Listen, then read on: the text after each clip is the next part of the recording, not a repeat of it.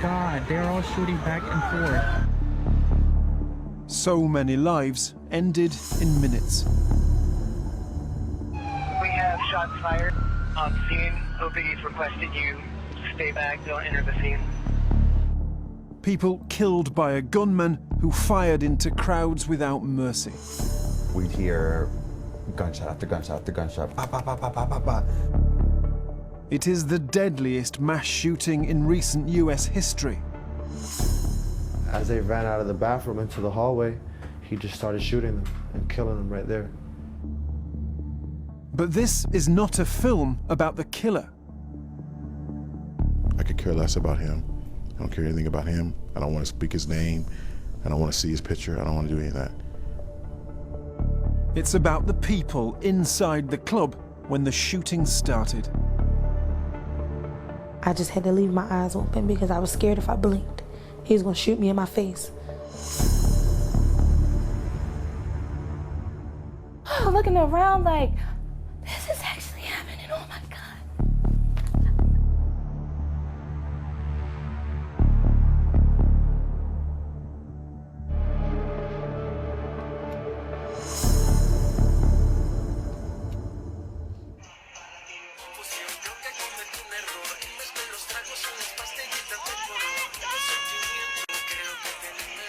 It's Saturday night in Orlando.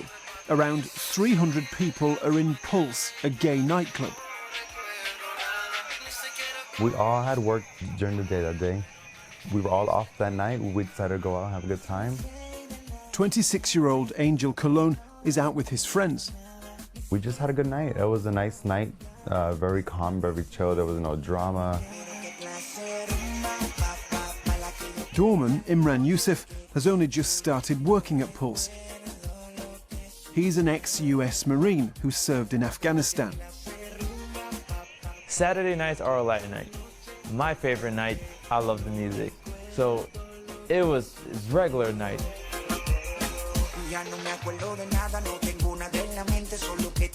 Miguel Leyva is out celebrating. He's just recovered from cancer. It was packed. I mean, elbow to elbow, people dancing, everybody's having a good time. In town on holiday, best friends, Tiara Parker and Patience Carter. They're with Tiara's cousin, Akira Murray. Me and Tiara have always been like best friends. When I got invited on this vacation, I made it, you know, like one of my plans was to get to know Akira better. She was this funny person, she was really sweet. She just captivated a room. I was just watching my cousin and my best friend, they were bonding. They were really enjoying themselves. It was really a great night. We had the best time of our lives.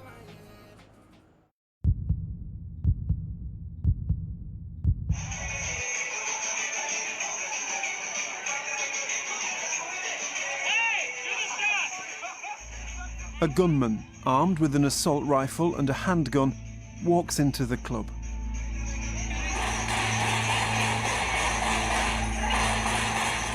Amanda Alvear is filming as the shooting starts.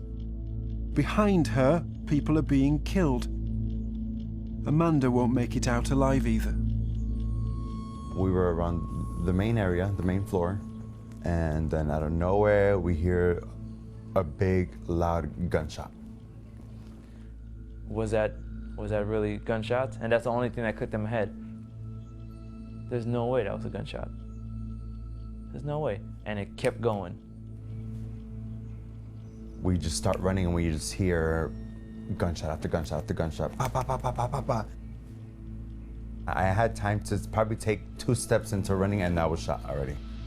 I can't move anywhere, so I just decided to take cover and stay on the floor. I'm looking around and you just see the bodies flying down. He's shooting all over the place. An off-duty police officer is outside the club. He immediately looked where the gunshots were coming from and engaged the suspect, or the killer. He was armed with a handgun. The killer was armed with a rifle, which is a lot more powerful than our handgun. the shots started ringing. And we're like, what is that? I still froze. I didn't know what to do. And then I realized that when the shots got closer, I've seen like wall chippings. Like, you know, I feel like wall pieces are falling on my arms, and I just couldn't believe what I was seeing. Patience and Akira managed to escape. I'm outside, but where's Tiara? And she's like, Tiara's inside. I'm just like, you gotta go get Tiara. They go back into the club. It's a decision that will change their lives. Inside, the gunman is shooting into the crowd. Imran is in a staff corridor at the back of the club. People started pouring in. At this point now, I'm cornered in with everyone else, and we're all just like packed. It was distraught, fear, like you could even imagine, just eyes that were just bulging, just, you know, having no idea what to do. And they were just lost. And honestly, looking at those faces, you can tell a lot of them accepted the reality. I mean, that's it, we're dead. There's no way out of here. But there is a way out, a security door the clubgoers haven't seen. I am yelling, open the effing door, like, and no one would move. I could hear the gunshots just getting louder and closer. So, to me, it was, if I reach for this door, I'm gonna get shot and die. I jumped over the people that were there, I unlatched that door, and I opened it, and everyone started pouring out. The people caught in that corridor can now get out. But dozens more are trapped in the toilets. Miguel is one of them. He can hear the gunman talking. He says, everybody come out because everybody's gonna die. So people listened to him and they ran out of the bathroom. As they ran out of the bathroom into the hallway, he just started shooting them and killing them right there. Patience and Akira have found Tiara, and the three friends are hidden in a stall in the other toilet. It's packed, and the gunman is now moving towards them. And it wasn't even registering until like he came in and started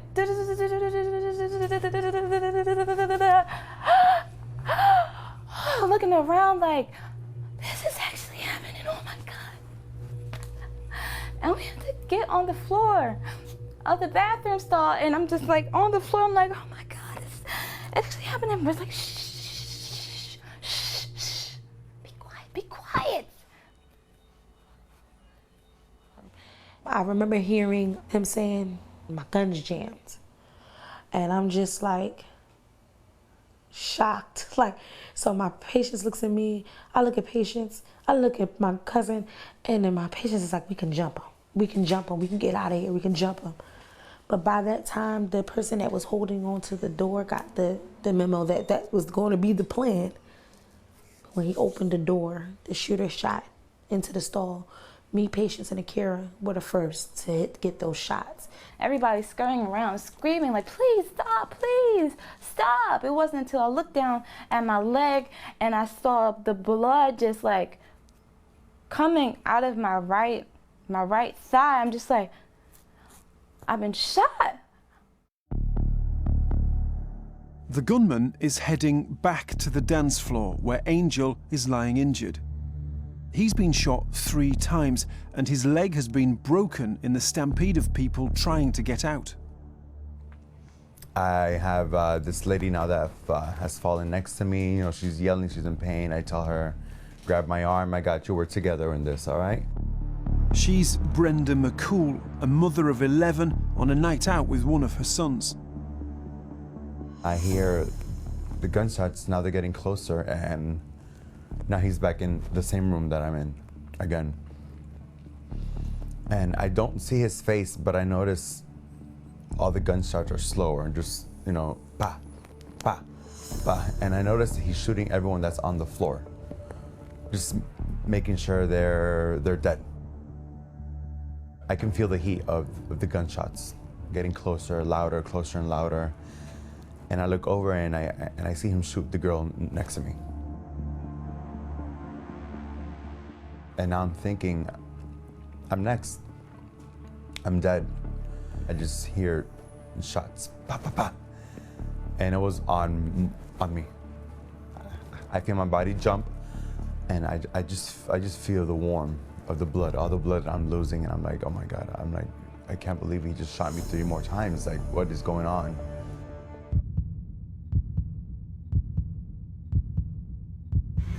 Oh God! Well, we're right across the policy full of cops. A police team arrives at the club.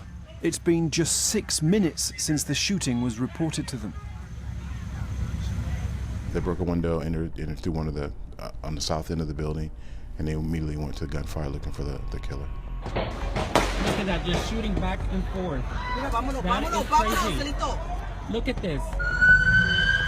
The entire OPD shows up, all of Orlando Police Department just running, like just rushing down the road, and they block up this entire area.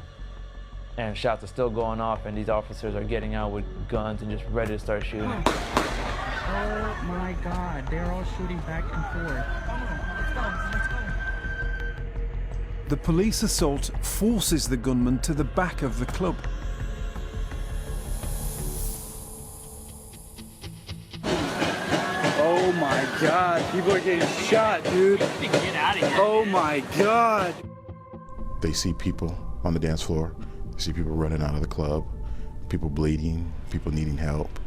And I think they moved and they actually rescued a lot of people. I mean, it's probably pretty horrific for them. I think they kind of put that aside and realized they had to still move and get people out of the club. Mostly everyone's dead in that room. And I look up and I see an officer coming in. And I look at him and I'm like, please help me. Please help me. I'm on the floor. I can't move. I can't crawl. There's glass everywhere. He comes running to me and he tells me, the only way we can get out is if I grab your hands and I drag you. I was wearing shorts. I can just feel the glass all over my legs and my bottom. And it's just, I'm just telling him, please hurry, hurry. He was able to drag me across the street to the restaurant where all the survivors and the bodies were. And he drops me off there. I'm just laying down and I'm looking at the sky and I'm like, oh my God. I'm like, I made it. The police now have the gunman trapped in the toilets. The shooting stops. But there are dozens of hostages, including Patience, Tiara, and Akira. You're looking at somebody's face, their soul is just gone. Blood all over the bottom of a toilet. I don't even know that part of the toilet, it was just blood all over it. It was just like blood all over it. And then you look back, you can barely see, but you could see piles of people on top of each other just as terrified and bloody as you are, and someone directly behind you scared to death. And then you just have to, God, please, please.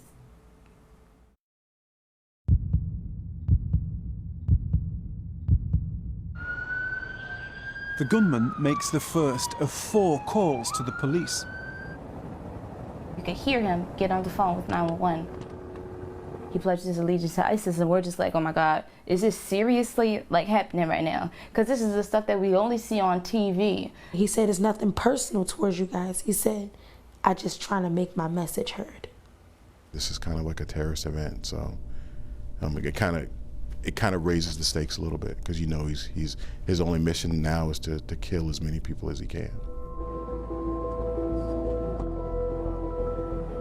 Commander Heavy, ready, go ahead. Hey, I just saw you walking back behind. I have a ballistic vest here for any of our individuals that are entering the red zone. After leading the escape, Imran starts helping other survivors. They were being brought out by other people, and so we went over there to help, and we were told, let's bring all the wounded to an area that the cops had already set up. The nearest hospital is only half a mile away. EOD to command. We're OPD's rushing a patient, trauma alert, multiple gunshot wounds, chest and leg. Okay, they've had some victims come out. Apparently, OPD's loaded a few of them up in a pickup truck and just driven them direct to ORMC.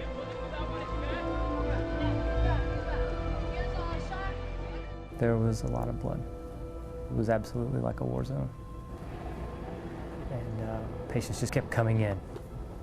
And these were massive injuries, abdominal wounds, chest wounds, that he must have been very close, again, with an assault rifle that I had not seen that before.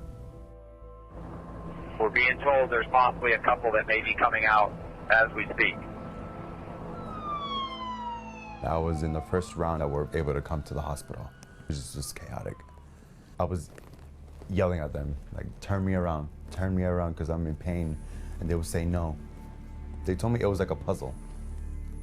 Like, how are we gonna put this body back together? OPD just came up and advised they are ready to start moving patients. We had 8 pass away in the emergency department and 1 on the way to the operating room.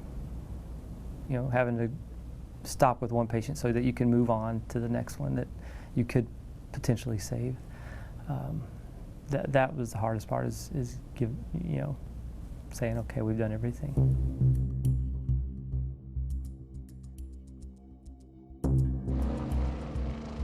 In the toilet stalls, phones keep ringing. It was families calling. They wanted to know, like, what was going on. Phones just kept ringing and text messages kept going off, and he said, turn them off, like, give me your phones. He didn't want anybody to be on the phone. But some hostages are secretly talking to the police. We were already in contact with the negotiator. One of the guys was talking to the negotiator. He was whispering to him the whole time. So as we're getting details from the SWAT team, they're telling us that they're going to come in soon and get us.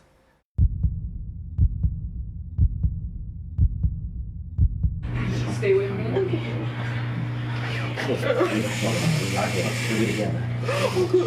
There's no one doing this. This is what's happening in one of the toilets. Chris. Oh my gosh, Chris. Okay.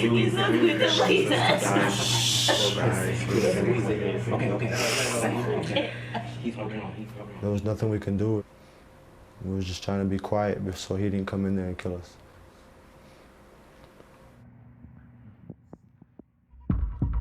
The police start looking for a bomb. The gunman's told them there's one outside and that he has a suicide vest.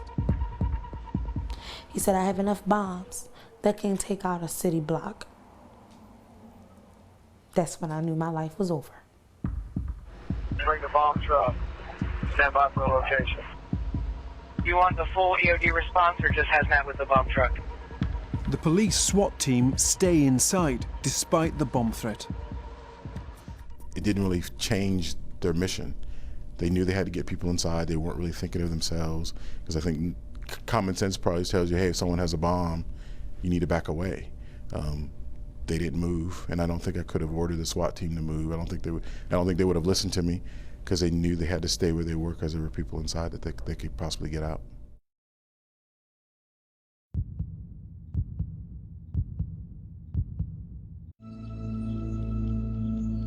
With the killer close by, the police take a chance. They remove an air conditioning unit, helping more survivors to escape. He pushed that air conditioning unit out the hole in the wall, and they were able to pull people out of that hole. Obviously, if you just push it, it'll fall, and then the killer possibly will know that there's more people or where we're moving. So a lot of coordination went through that. Like I said, the officers, put themselves in great peril. The people inside, I'm sure, were terrified, and to kind of maintain control and keep quiet and kind of listen to the officers and do what they say was pretty remarkable. By now, the police have full control of the club apart from the toilets. The killer is outside the stall where the 3 friends are lying on the floor. I remember him bending down and looking under like this. And when I seen him do that, I just had to leave my eyes open because I was scared if I blinked, he was gonna shoot me in my face. So I just stayed like this. And I'm guessing he must have thought I died like that. We were helpless. We were completely helpless, and that was the scariest thing, to see his feet just keep moving, tormenting us the entire time. He even said, I got plenty of bullets at one point. Clicking and reloading his gun, tormenting us for hours before any help came. I was called back to the command post to brief the chief and the sheriff. I told him that our best option was to do an explosive breach on one of the exterior walls. What did they say? Chief said, let me know when you're ready.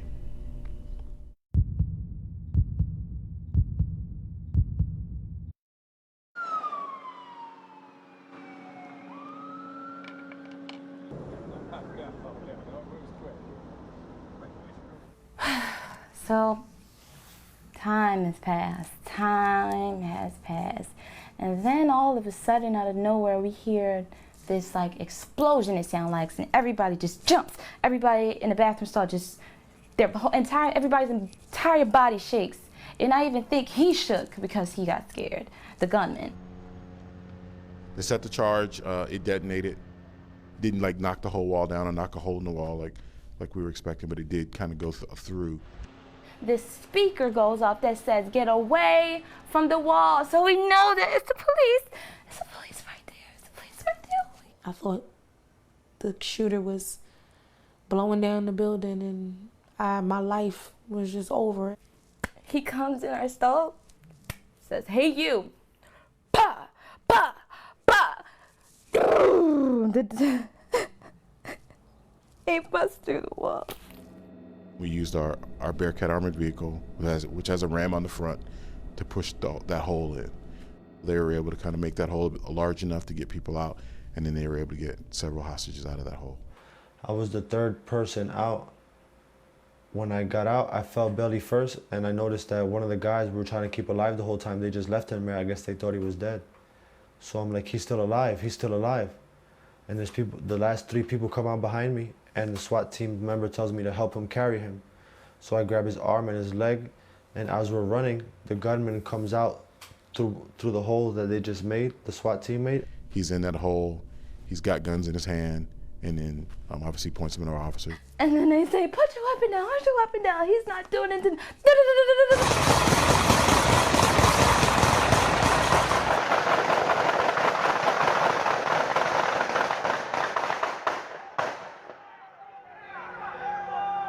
We have shots fired on scene. OPD's requested you stay back. Shell casings are like ricocheting off of things, so like I'm getting burned. It's feeling like the branding, like I'm getting branded, like I just feel it. And I remember after that, I seen him die. They didn't even have to confirm that he was dead. I seen that. Under the debris of the wall and the stall in my face, I'm just like, is it over? Is it over? Is it over? Can we get out? The spark stopped, and it just was really smoky, like really, really smoky.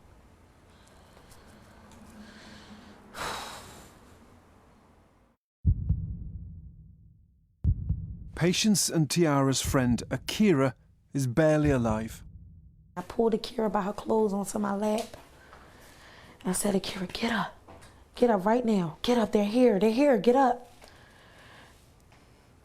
And I was like, you know, I grabbed her neck and she was still breathing. I grabbed her hand, she didn't respond to me. But I grabbed her hand again. And she clenched me back. That's how I knew she was.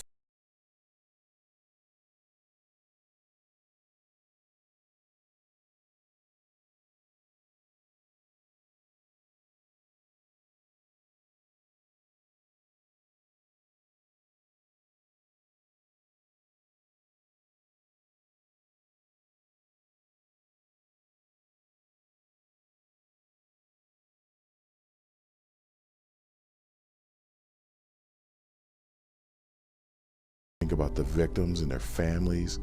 I think about the city and how the city has come together. Those are the things that I think about. I could care less about him. I don't care anything about him. I don't want to speak his name. I don't want to see his picture. I don't want to do any of that. Across Orlando, there have been memorials and vigils, but the city is still grieving for its dead. And just to watch so many people die for no reason is so savage and heartbreaking.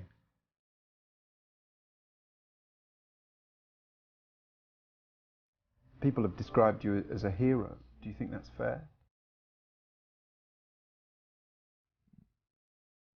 You know, real heroes, you know, a lot of them pay their price with their lives.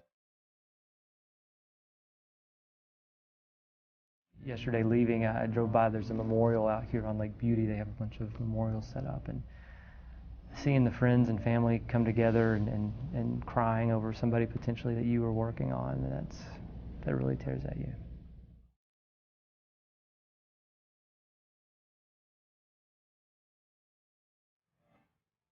Angel has been reunited with the police officer who rescued him. One of the ones that helped you get out of harm's way, man. I need a big hug from you. What was the worst point for you? Seeing the girl get shot next to me. Because I actually found out that the guy that was to my left was her son. And he actually had called me yesterday. He was like, you know, now I can come to closure, because he knew that she died with someone with her. She was holding on to you. And I was telling her it's gonna be okay.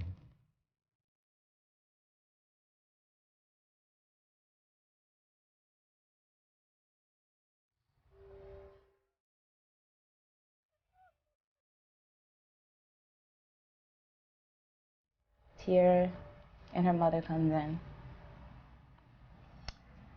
Miss Celeste, that's Tiara's mom name, she sits on the bed next to my legs. Tiara's sitting on the side of my hospital bed. You know, everybody's calm, and then Miss Celeste turns to me. She's doing this. She said, Akira didn't make it.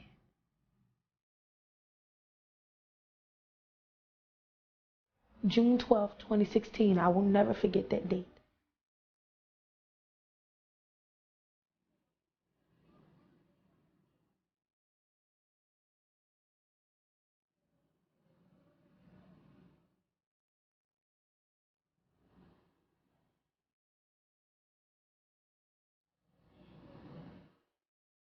Stacey Dooley travels to Florida in the aftermath of the nightclub massacre for Hate and Pride in Orlando, available online now with BBC 3.